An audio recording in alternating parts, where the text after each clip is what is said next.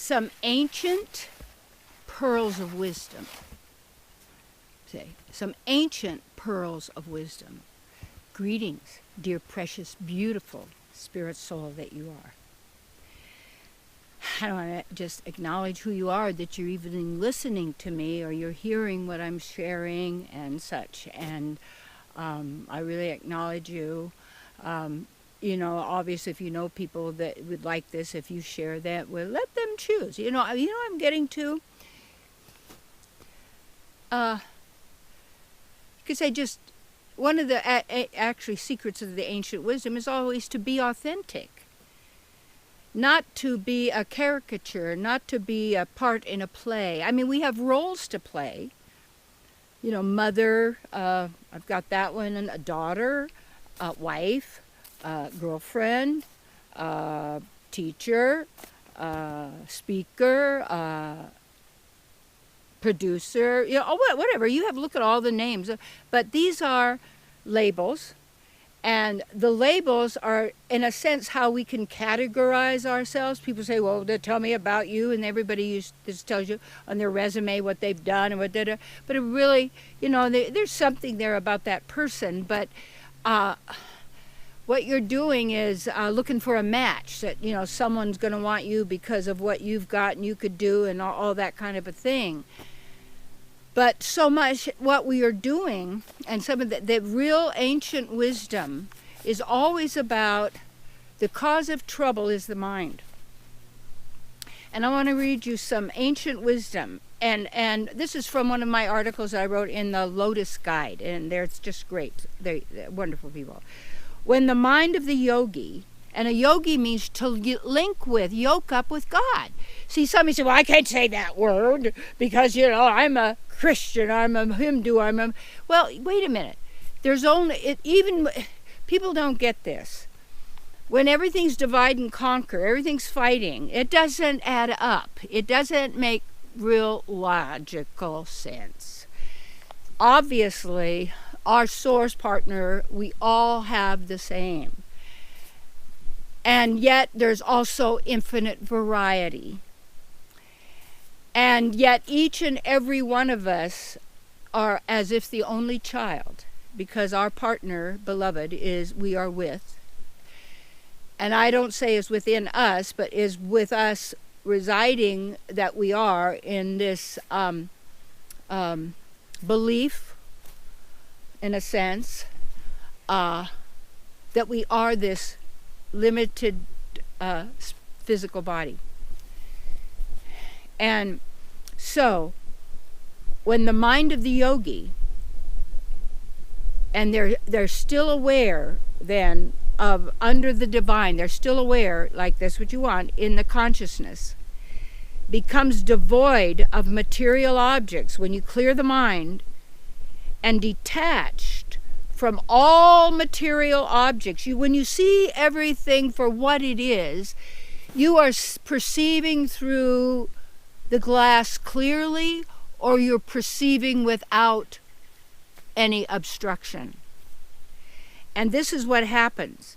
The mind suddenly gets destroyed. It can't exist then. The medicine of the virus has been taken. It's gone. And it says, just as a flame dies without oil and wick. The jiva is called a person, us, an eternal spirit soul. This is a word called jiva. Now you call it spirit soul. You can use any words or names, but it's still not the words or names. So you don't get caught up in the letter of any of it. You always have to weigh everything. How does that feel?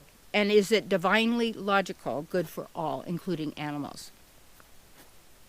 Tree beings. I mean, come on. All right. The jiva person, that's us, and we're an eternal person.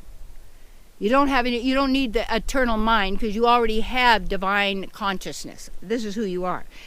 The having destroyed misconceptions of the body, then sees her Atma, and Atma means self, without coverings. Srimad Bhagavatam, Canto 3, chapter 28, shloka verse 35. Okay, cool. Now, what do we also hear in the New Testament? Same almost thing. You take a look at what this is, the same. Now I can say, well, I didn't get it for that. Wait a minute. Truth is always truth. And lies are always lies. And lies persist. All problems come from lies. When the truth is told, you're in the divine. All right. Take no thought for what you shall eat, or what you shall drink, or wherewithal you shall be clothed, because your Father within, with you, your source, your partner within, knows what ye have need of before you even ask. How?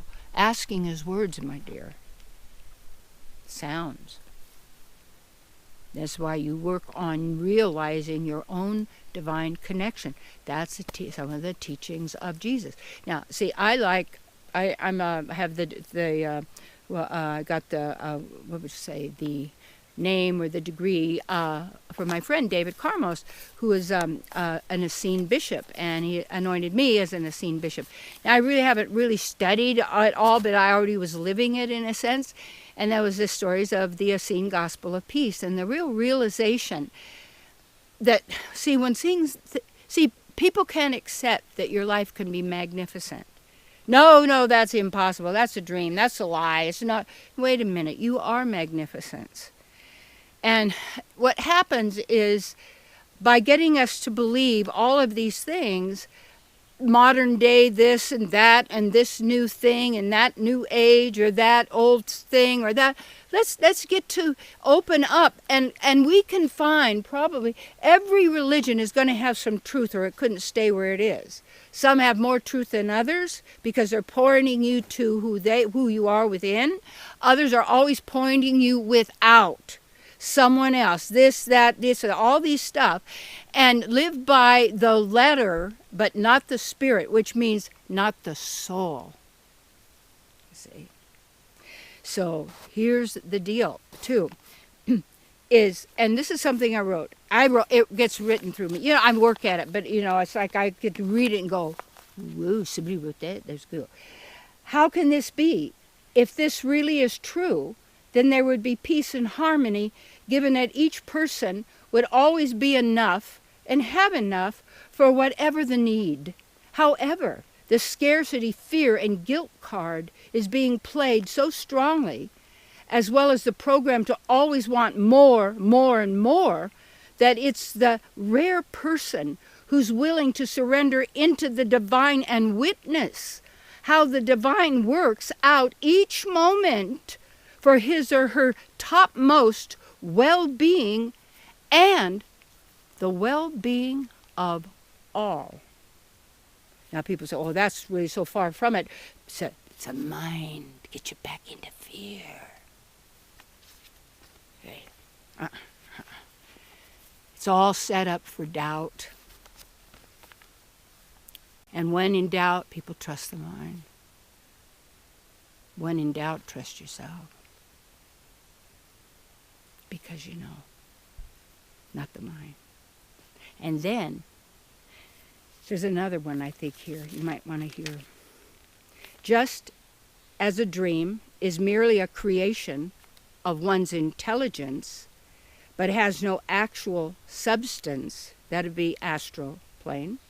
Similarly, material lamentation, illusion, happiness, see, this is all the distress, and the acceptance of another material body take place by avidya, which is Sanskrit meaning ignorance, and are not based on reality. Srimad Bhagavatam. That's bad. They're always talking about, so the ancient wisdom, there's great, even like Ayurvedic and health. Yoga is something I can't do. Yoga is just stretching. If you're, the great way to have yoga? Clean your house. Reach. Don't have convenience. Don't get stuff that says smart or green. No, no, no. Big. Don't say there's got to be a law, but come on. Take a look at how it's been put piece by piece, bit by bit, each thing. This is going to be better for you. You need more. You got to have one of these. And even in food, don't need very much. Can even grow some in your windowsill. Real easy. See? Ancient wisdom. Don't disk it. Don't dump stuff, but don't believe it. Test it. Does it work? Is it true? Does it resonate? Yeah. And then when you find people that you've admired, great beings like some of these ancient, yogis and saints and such, I don't mean modern ones, yogis, that their stuff just got written down from the time when language started to come in about 5,000 years ago. Because, in this particular way, because it's Sanskrit even, because people all had memorized everything. It was all memorized, only here at one time. Or not even that, the closer you got to always knowing, because tuned in. So the more and more material things coming, the more technology, the more this.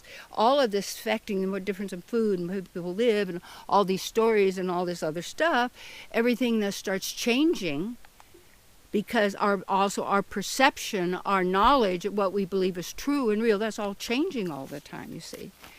And what that's telling us right there, I know it's really cool where it is it's all because of ignorance. And not just ignorance of this realm, that's easy. Ignorance of who we are. So, the more you hear truth, the more you read it. So I write my books. There's, what you think of me is none of my business. My latest one is Live Your Bliss. It should be even be your bliss, but how to do that, why it works, and why it's important you stay there, because people think, if I don't suffer and I'm not miserable, I don't care. No, that's a racket. Big time racket. Suck your life force. Of course you love. Because you're coming from that. This is what you do. You override. You disc that reality that wants, through the thoughts and words and all of this, that's been like this infection. So once we get that, yes, now the process is to practice that, and there's so many root, beliefs that have been programmed in. You see, that and safeguarded, where you police yourself and your children and everybody else. It's okay, you got to line up information. You got to be who you are. Okay? Now that you have to do, and you might need to be in the silence of it all. You see, but these great beings, they had knowledge for us, and it's not a belief system to fight with. My God's better than yours. And hey, we want the truth in every aspect of being. So that is the key, because it's good for all. There isn't hate, there isn't murder, there aren't wars, because it's all in the mind, generated, because you're a creator. God, not the big deal God. Don't be thinking, big deal nothing. But you got to know who you are, and to know, okay, that you're the one. It's not it. It's right there where you are. Step outside the story. Step outside who you are. Know who you are. Okay. Don't want to do it anymore. Don't do that anymore. Remind yourself. If you have to put stickers on the door, on the floor, listen in the car, record, whatever you need to do, continuously, to keep bringing you back to yourself. You're using words then to bring you back to yourself. And then get to where more and more you're in the silence. You don't have music going on at all. You don't have sound. You're quiet, because you're with yourself. You say, and then you starting the pleasure of the self. That's your love affair with the divine. I tell you, that's just the beginning. This is this is good. And then when you're out in the world, you're acting from who you are, and you also have discernment. You recognize what's going on, you know what's going on, and you can perceive it for what it is. And yet for you, you're living in the spiritual world because that's who you are. When you take back yourself, you're not living by a program. You can't be categorized. You can't be labelized. You can't be predictable because it has nothing to do with that. And that mind cannot perceive that which is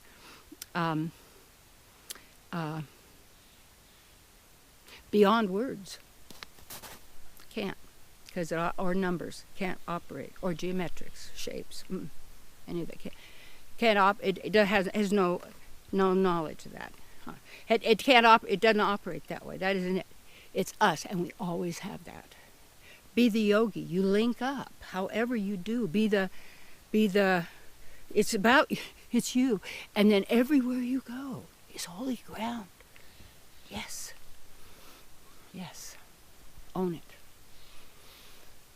Breathe it in right now.